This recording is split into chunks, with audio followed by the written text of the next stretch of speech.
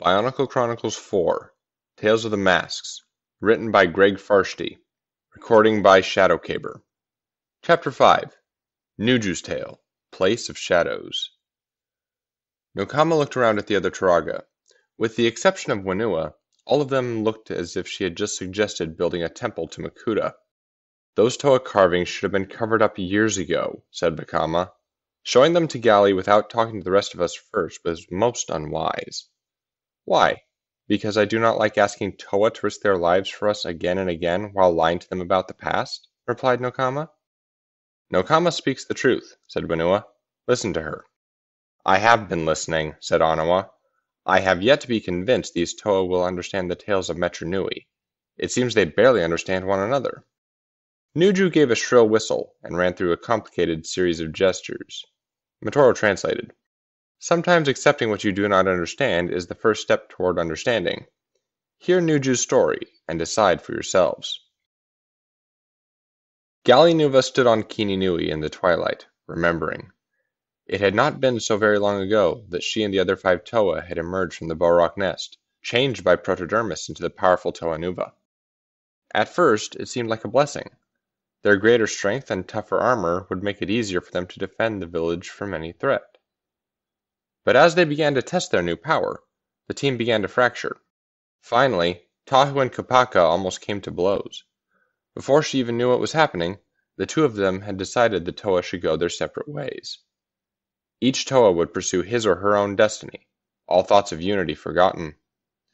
At first, she had dismissed the Toa of Fire and Ice as foolish and stubborn, and vowed not to ally with them again.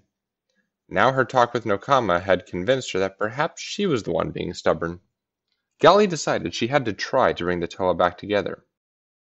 Her meditation was interrupted by the arrival of Kopaka. Hali sent word that I was needed, said the Toa of Ice. So I am here. Thank you, Kopaka. I knew you would not refuse my summons. The Toa of Ice said nothing. He looked uncomfortable, but then he often did around Gali. She had always insisted on treating him as a friend, even when he insisted he did not want or need friends. It concerns the Konohi Nuva masks, she said. As soon as one other arrives, I will explain. Kopaka's eyes narrowed. Another? Who? It is I, Toa of Cold Breezes. The voice belonged to Tahu, who vaulted onto the Kini Nui to stand beside them. You can go back to your snow fortress. I'm sure Gali and I can handle matters. Kopaka smiled. Perhaps, if all Gali needs is water boiled. I sent for both of you, Gali said sharply. Tahu, kindly stop acting like you are Matanui's gift to us all. Kopaka, for a Toa of few words, you never seem to know when to be quiet. I did not come here to be lectured, sister, Tahu replied. I have business in Takoro, and we 3 have business right here, Tahu. Masks of power are waiting to be found, but I cannot find them alone, and neither can either of you. Gali looked from one Toa to the other. Now, do we help one another, or do we let our pride do to Toa what Makuta could not? There is an old Matanui legend about a horned lava rat from Tawahi forced to ride on the back of a Takea shark to make it across a stretch of water. They were not very good traveling companions. The rat worried that the Takea would eat him. The shark that the rat would burst into flames at any moment, as lava rats are known to do. It made for a very quick and very tense trip. The 3 Toa making their way along the border of Tawahi and Kowahi made the rat and the shark look like the best of friends. Kopaka had not spoken more than 2 words since they left Kini Nui. Tahu, on the other hand, had not shut up. Gali was wishing she could have her powers back for only a few seconds so she could summon a cold rain for them both. Lewa, of course, was worried about what the new Vok call might do, but I knew it would flee before me, said Tahu. After that, finding the masks was a simple matter. So you have said, commented Gali. Twice. In Kokoro, they call it whistling past Makuta's lair, said Kopaka. What's that, Toa of Slush? Asked Tahu. You tell your tales to keep your courage warm, Tahu, the Toa of Ice replied. What better use for hot air? Tahu's hand went for his magma sword. Gali stepped in between the 2 Toa. Enough. We have reached our destination. Tahu and Kopaka turned to look. The three Toa were standing at the beginning of a narrow path that wound between the mountains. The Toa of Fire was not familiar with the site, but Kopaka knew it well. The Place of Shadow, that is what the Matoran call it, he said. Even the Bohrok avoided this spot. Is this where the masks are to be found, Gali? 3 of them, or so Nokama tells me, but there is great danger here as well. You have the Mask of Speed, said Tahu. Why don't we just race in, retrieve the masks, and race back out again? Too easy to speed into a trap, Gali answered. No, we must make this journey one step at a time. Be on your guard, Toa, for we know not what waits for us within. The sun was shining when the 3 Toa began their trek. It did not take them long, however, to learn how this spot had gotten its name. They were barely on their way when the mountains seemed to close in around them, cutting off all light. The brightest of days turned into the long shadows of dusk in an instant. The warm breezes of Tawahi were gone now, replaced by an icy wind that chilled them to the core of their beings. No one spoke as they walked.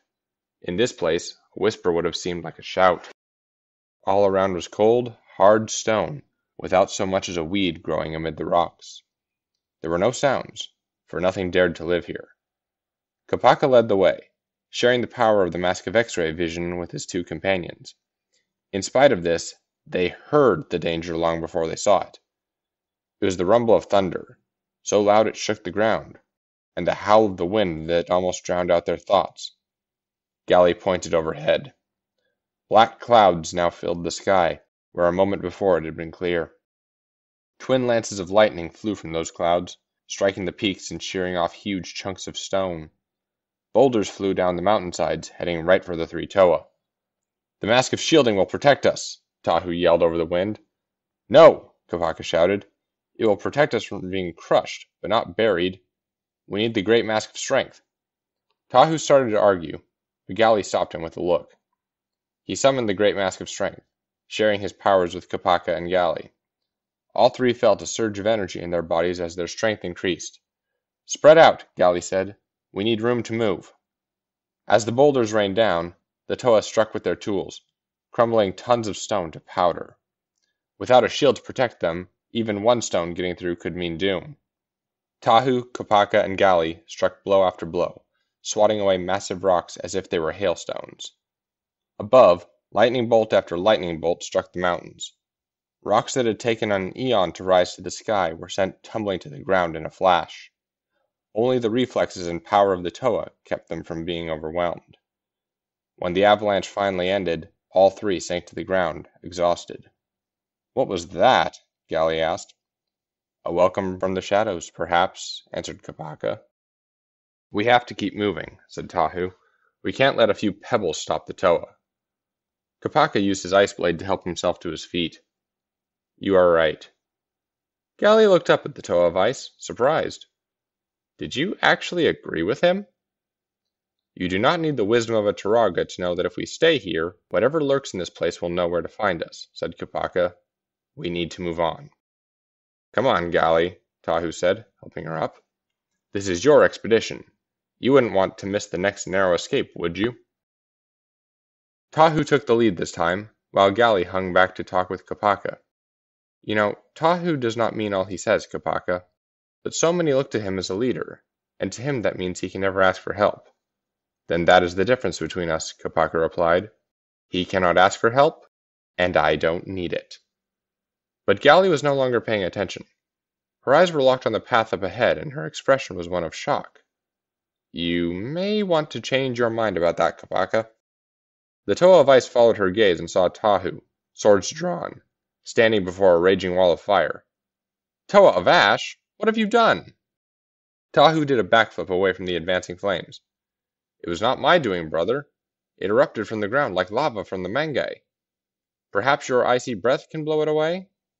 Perhaps you both can stop acting like quarreling Makika toads and pay attention, said Gali. She pointed to a second wall of fire that had appeared behind them. We cannot go forward, and back is not looking very appealing either. Up? Suggested Kopaka. At the speed these fires move, we would never make the climb in time, brother, said Tahu. Waves of heat washed over Gali, and the world began to spin around her. She reached out to steady herself on Tahu's shoulder. Brothers, the heat. Too much. Kopaka looked at Tahu. You know the ways of fire. If we cannot go over or under, then we go through, agreed Tahu. Galli, we need the powers of the Mask of Speed. Yes, of course, Galli said, struggling to stay conscious.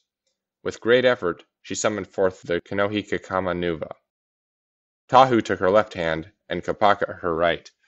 With a final glance at one another, the three Toa launched themselves at the fire at top speed, running so fast their feet barely touched the ground. They broke through the flames and emerged on the other side, unharmed. You see, at such speed, even the fire cannot touch us, said Tahu proudly. No, there is something wrong here, Galli muttered. She stumbled back toward the fire, reaching out to touch it. Kopaka rushed forward to stop her, but she brushed him aside. Galli, no! Tahu's cry came too late. Without a moment of hesitation, Galli plunged her hand into the flames. But no cry escaped her lips, and when she drew it out again, it was not even scorched. It's not real. None of it. It's a trick. At first, Kopaka and Tahu thought perhaps Galli had broken under the strain of lost powers and the long trek. But they both knew the Toa of Water too well. They could hear the absolute certainty in her voice, and so they believed her words. As soon as they accepted them as truth, the flames vanished.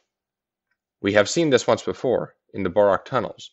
We thought it was the Barags' work, said Galli, her voice grim. We were wrong. Makuta, Tahu whispered. Striking at us through our minds, said Kopaka. We turned away from unity. When we did that, we turned from our duty and destiny as well, said Galli. In that moment, we became vulnerable to Makuta. But no more, thundered Tahu. Now we know he sends nothing but illusions at us, and illusions will not stop the Toa of Fire. Come, we will find those masks of power. We will make Makuta regret ever hearing the name Toa. Without waiting for a yes or no from his companions, Tahu marched off. Galli and Kopaka followed behind, walking quickly to keep their brother in sight. At least we know now we cannot be harmed, as long as we do not believe in the illusions, Galli said. Yes, replied Kopaka. There is only one problem. What if the next danger is no illusion? Darkness brought their journey to a temporary halt. Galli had the unique privilege of watching Tahu and Kopaka work together to start a fire. Once it was blazing, Kopaka went off to stand guard while the other two rested. Galli was the first to break the uncomfortable silence. Kopaka tells me Pohatu is well? As is Lewa, said Tahu. Of Onua, I have heard nothing. It is not right that we should be so uncertain of a brother's safety. We were meant to stand together, Tahu, as one. But we are 6, he replied. 6 Toa, each with enough power to defeat any menace.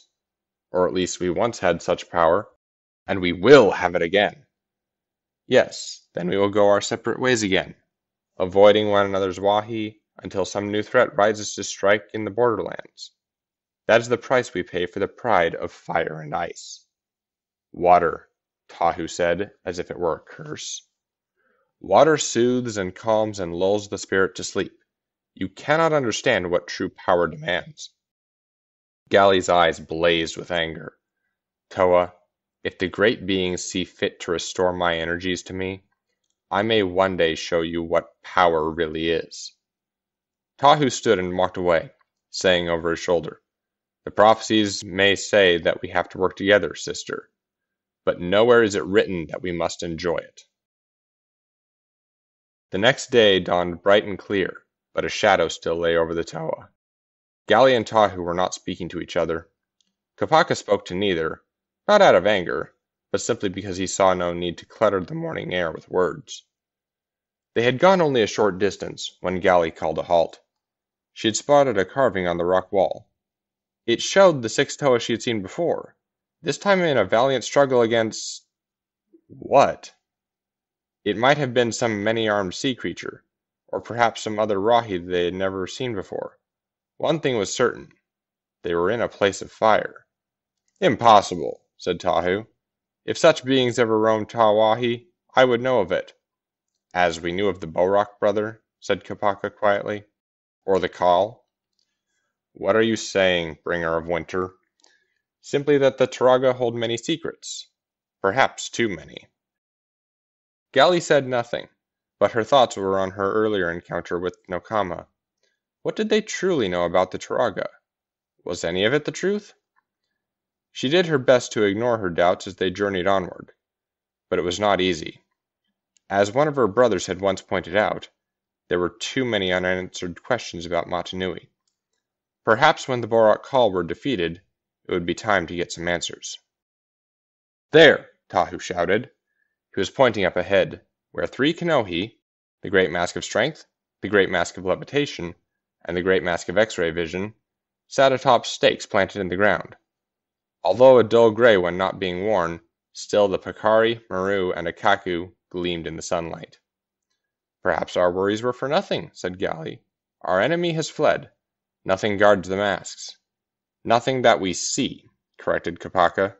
"Even with my enhanced vision, the way seems clear." Strangely enough, it was Tahu, normally the boldest of the Toa, who hung back. Something is not right here. When have we ever found Kanohi so easily? This is another trick. Kopaka focused the power of his Kanohi Akaku on the masks. "They are real. No illusion."